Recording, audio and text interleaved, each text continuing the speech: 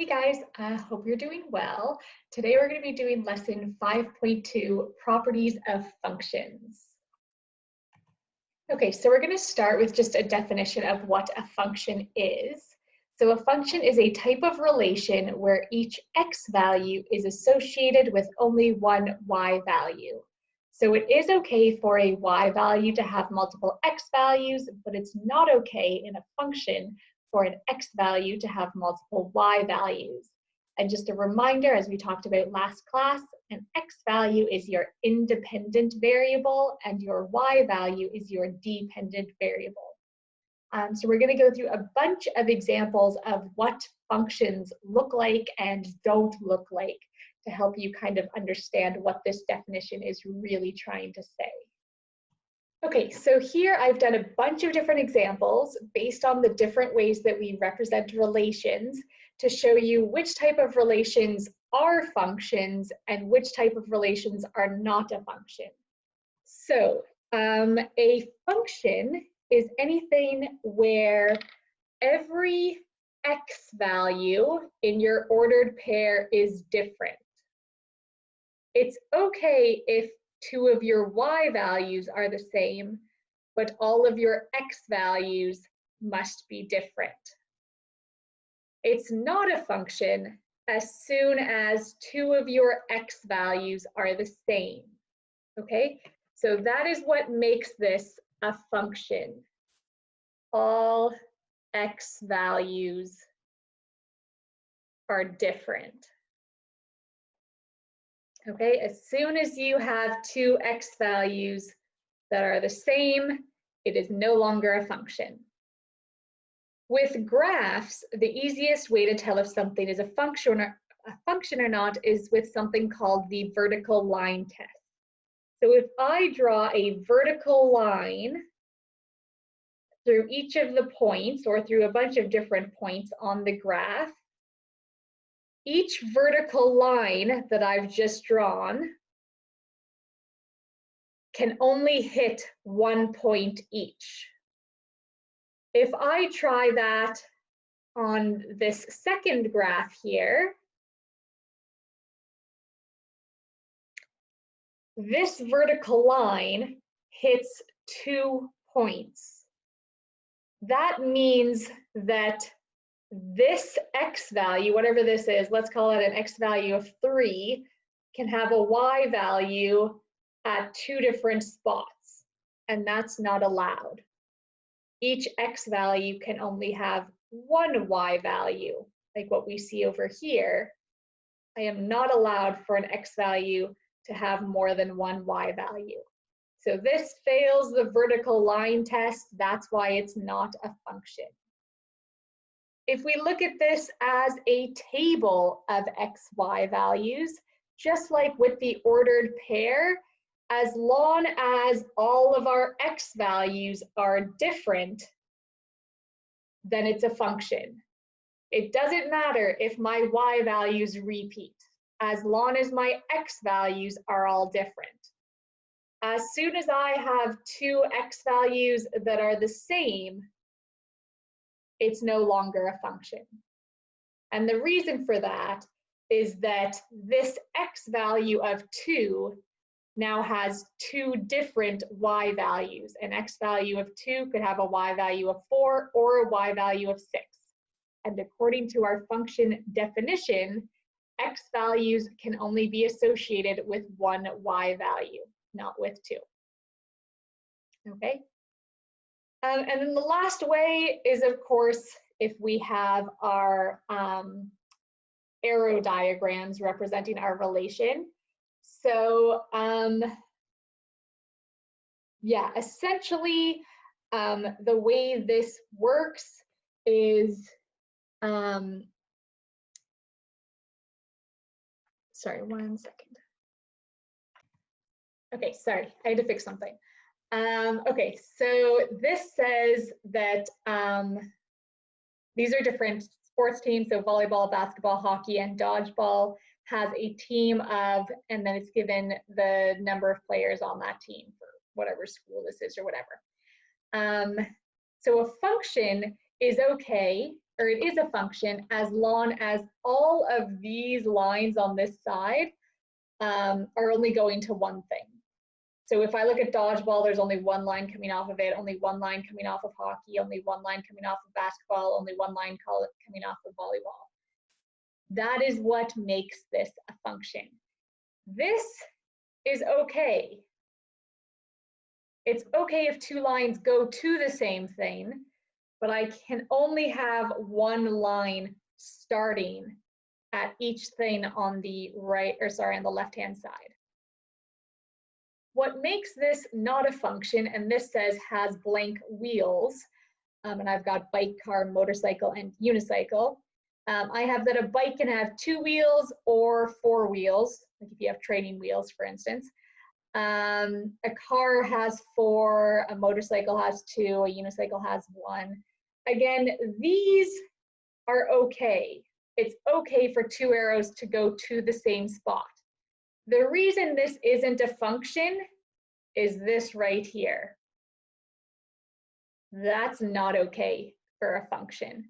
If I have 2 lines that both start at the same place, it's no longer a function. Okay, a couple more definitions here. First, domain and range. So domain is all of the terms or numbers in the X or independent set. And again, those are the ones that can't repeat if you have a function. So really the domain is just all of your X values. And then range is all of the terms or numbers in the Y or dependent set. So the range is just all of your Y values. In a little bit, like a couple more lessons, we're going to be going over how to actually mathematically write out your domain and range. But for now, if it asks you for the domain and range, all you're going to be doing is listing all of the X values for the domain or listing all of the Y values for the range. The last thing we're going to be looking at today is something called function notation. So a normal linear equation we write in the form of y equals mx plus b. That's what we learned in grade 9. Function notation essentially just replaces that y with something called f of x. So we would write f of x equals mx plus b. So really you just take your y value, whatever that may be, and replace it with f of whatever your x value is. So we'll write out an example of what that looks like. So in the example here, it says a person makes $90 a day plus $20 per hour of overtime. So the way that I would write this in my normal y equals mx plus b form is first I would identify what my variables are. So my 2 variables are time and money. And again, time is always independent. It's always like where your X is. So that means that money will be where your Y is. So I might say that the amount of dollars or the money that they make is going to be equal to $20 times every hour that they work of overtime, plus the $90 that they make just by showing up that day. So again, my hours is independent. That's where it goes, where my X value would go. And then the dollars or the money or whatever you want to put here is going to be dependent. It depends on how many hours of overtime they work. So that'll go where my Y is. If I wanted to rewrite this in function notation, I just replace the D with f of h, because h is my X value in this example. So I would say f of h equals 20h plus 90. Nothing that's happening after the equal sign will change. It's only whatever's in front of the equal sign that changes. And then there's 2 different ways that it could ask you to solve a function notation. So in this second example here, I've said that f of x is equal to 3x plus 12. It wants you to solve if f of x equals 60. So if it tells you that f of x or f of whatever is equal to something, this number is going to replace the entire f of x because it is equal to f of x.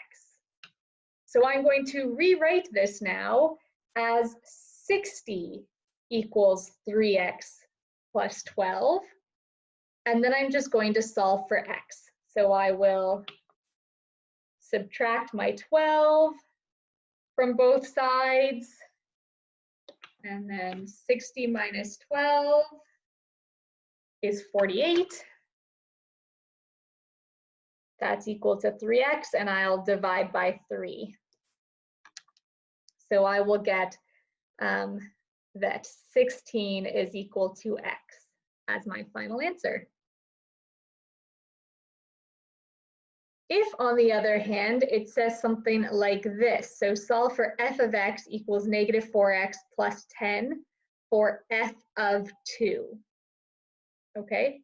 If it's saying solve for f of something instead of f of x equals something, that means that I am just going to plug in the 2